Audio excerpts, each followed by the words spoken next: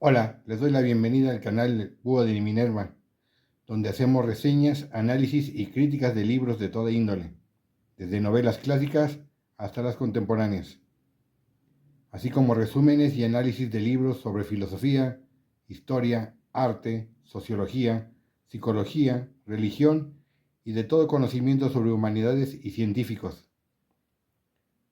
En este primer video del canal abrimos con un clásico de la literatura universal, particularmente del género novela gótica, Frankenstein o el moderno Prometeo, de la escritora Mary Shelley.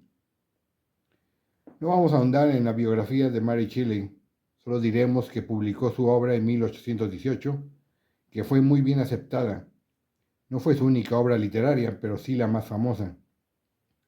La novela es una genialidad adelantada a su época, lo cual se puede interpretar muchas metáforas de la historia sobre las consecuencias del poder mediante el conocimiento sin responsabilidad. De hecho, se considera esta novela como una pionera de la ciencia ficción. Y la verdad sí, trae completamente varios rasgos de la ciencia ficción combinados con la novela clásica gótica. En esta edición de la novela, como pueden ver, hay muchas ediciones, unas muy extravagantes, de todos los tipos, de todos tamaños y de todos precios económicos. Esta edición es de Editores Mexicanos Unidos, de su línea de grandes de la literatura, con traducción de Alberto Vidaurri y un prólogo muy constructivo de Eduardo Monteverde, periodista y cineasta documental. Aquí podemos ver el índice y el prólogo de tal persona, de Eduardo Monteverde. La novela está escrita en forma epistolar. Como podrán ver en el índice, aquí empieza con la primera, segunda, tercera y cuarta carta. Y después viene como un diario. El diario del capitán del barco como resultado del fantástico y a la vez terrible relato de una persona masculina, desconocida y encontrada y rescatada en medio de la nada en la tundra polar. Este desconocido rescatado es nada menos que el doctor Frankenstein, Víctor Frankenstein, que después de recuperarse de una lastimosa travesía y confiado en el capitán del barco, le empieza a contar su historia, pues también allá afuera, en algún lugar del desierto helado, hay algo o alguien que los viene siguiendo, que no corresponde exactamente a una figura humana, común y corriente. Así comienza una historia que resulta fantástica y triste a la vez, que hace énfasis a las consecuencias de jugar a ser Dios sin ninguna responsabilidad por la propia creación, por miedo principalmente a la propia creación. Haciendo un paréntesis, es interesante mencionar cómo en el folclore popular se ha alterado el contenido de la novela con muchas representaciones. Algunas representaciones cinematográficas de la novela, programas animados para niños, etc. En el imaginario popular se reconoce como Frankenstein al monstruo, detalle que por supuesto no es así en la novela, sino su creador Víctor Frankenstein. También siempre se ha representado al monstruo, que a propósito en la novela se le conoce como la criatura, sin ningún nombre propio.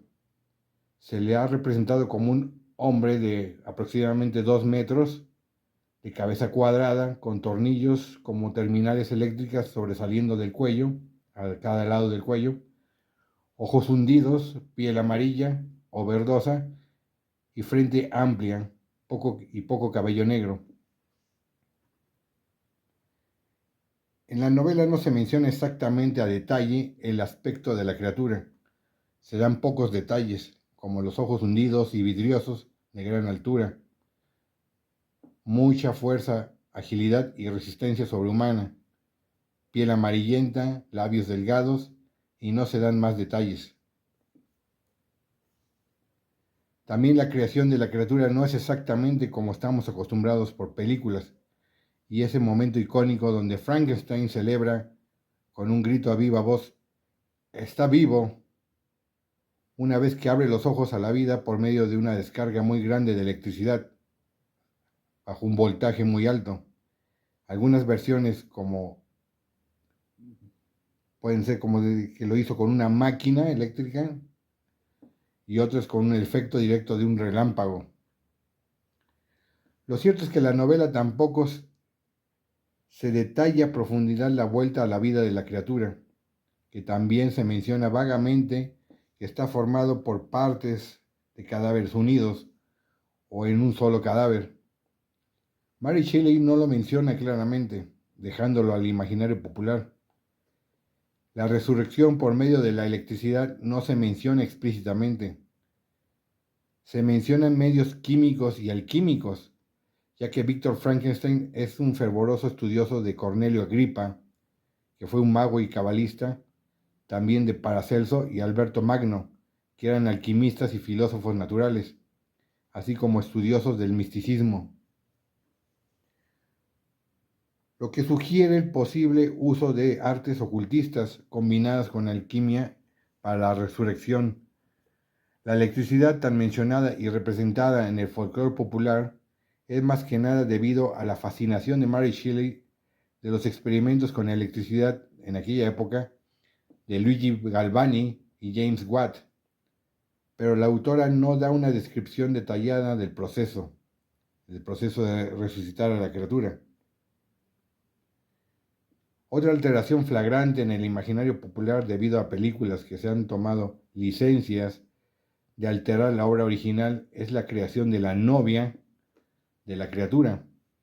Si bien es cierto que la criatura pide y ruega bajo amenazas a Víctor Frankenstein que le haga una compañera a su imagen y semejanza, para ya no estar solo por la vida, en la novela ocurren eventos que, si bien Frankenstein accede a la petición por su sentimiento de culpa de haber creado a la criatura, nunca lo llega a concretar, desatando así el clímax y el desenlace de la novela.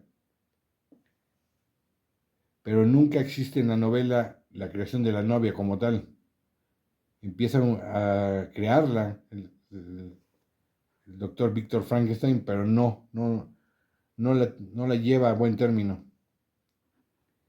En fin, existen muchos otros pequeños detalles cambiados y alterados que hemos visto en las artes visuales y el contenido real de la novela, y otras que han permanecido intactas y respetadas de la novela, pero hay que leer la novela para que una comprensión personal de la obra maestra de Mary Shelley. Tratando de no hacer demasiados spoilers de la novela, la obra hace mucho énfasis en las emociones y sentimientos de los personajes. Un científico con una familia amorosa y la promesa de unión mediante una boda con el amor de su vida desde su infancia. Parece una vida cómoda y feliz, pero el protagonista cae en obsesiones que lo llevan a buscar la chispa de la vida y vencer el ciclo de la muerte que todos tenemos, jugando a ser Dios y a estar por encima del control de la vida y la muerte. Cuando logra llevar a la vida a su creación, se llena de tal horror que huye del lugar dejando completamente a su suerte a la criatura. A partir de este punto de inflexión, la novela describe tanto lo que pasa las peripecias que pasan Víctor Frankenstein a partir de su vida hasta su encuentro con la criatura años después. Y también cuenta la historia de la criatura a partir de su regreso a la vida hasta el encuentro años después con su creador.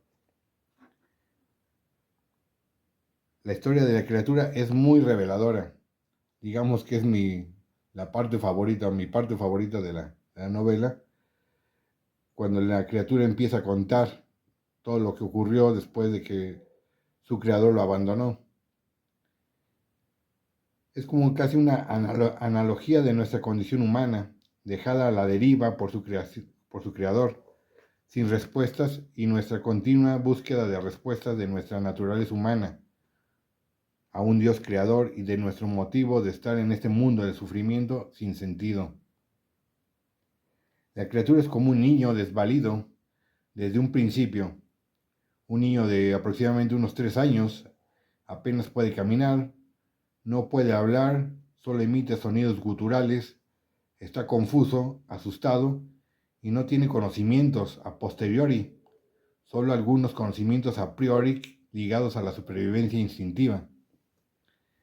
Así pasa por un viacrucis de aprendizaje y de desarrollo de la conciencia, de sí mismo y de su entorno, así como al devastador reconocimiento ante los ojos de los demás, donde se da cuenta que es un monstruo al que todos temen. Hace uso de sus habilidades para esconderse y albergar la esperanza de ser admitido por la gente común y corriente algún día. Pasa bastante tiempo escondido y observando su entorno y a una familia de la cual aprende el idioma, las costumbres, las emociones. Es como un fantasma que funge como ángel guardián de esa familia, de la cual aprende mucho durante poco más de un año.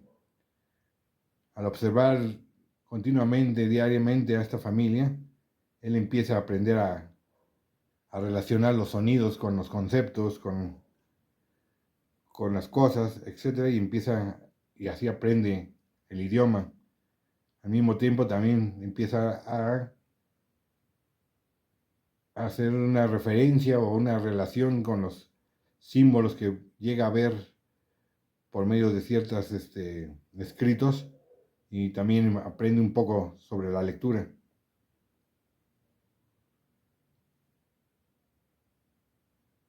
Pero hasta que llega el inevitable día donde por ciertos acontecimientos se obliga a presentarse a esta familia y es expulsado sin piedad y con terror, lo cual crea odio por su creador, y aquí empieza una búsqueda frenética de venganza contra Víctor Frankenstein. En resumen, la novela habla del arrepentimiento y consecuencias de nuestros actos sin responsabilizarse de ellos. Una historia de la desesperación a encajar dentro de una sociedad que teme y odia todo lo que no sea convencionalmente aceptable. El arco de la depresión desde una tristeza profunda y recorriendo la curva hacia un odio vengativo, ciego, como solución necia a un problema intrínseco. Es interesante el sentimiento de abandono cuasi infantil al que es sometido la criatura, su sensación de asombro por haber sido abandonado, sin respuestas a su existencia, y su deambular solo por la vida sin resentimientos, hasta que un evento traumático de rechazo lo cambia todo. Mientras tanto, Víctor Frankenstein se hunde en remordimientos y dudas sobre sí mismo y al no poder confrontar su creación, lo lleva a periodos de extremas enfermedades que afectan drásticamente su calidad de vida. Y tiempo después, justo cuando creía haber dejado el pasado tortuoso atrás, este mismo lo alcanza, en forma de una tragedia enorme que lo devasta anímicamente, y más al saber que el responsable de esa tragedia es su propia creación, ignorada y abandonada años atrás. Pero lo que más lo hunde es el saberse culpable principalmente de esta tragedia. Él mismo se hunde en esa depresión tan grande al comprender que él es el principal culpable de sus propias tragedias. Sin embargo, hay una oportunidad de redención para Víctor Frankenstein al acceder a crear una segunda criatura, esta vez femenina, como compañía y alivio a la tremenda soledad y miedo desesperado de la criatura, donde cree poder expiar sus culpas, pero la razón y la conciencia se lo impiden, y a la mera hora comenzando un viaje de persecución y venganza, creación contra creador, en una vorágine de causas y efectos dramáticos. La novela contiene reflexiones filosóficas profundas sobre el sentido de nuestra existencia particular y nuestra relación con el Creador, sea cual sea la vertiente y creencia que cada quien tenga y profese. En conclusión, la novela estilo gótica de Frankenstein es un clásico imprescindible en toda biblioteca grande o pequeña. Es un hito, un antes y un después de la literatura fantástica, y una joya universal que perdurará durante siglos tal vez. Siempre se la ha considerado una obra del género de terror, y tal vez lo fue en sus inicios y auge, pero considero que hoy en día no cabe demasiado en este género. Es más bien una ciencia ficción con personajes muy humanos y realistas.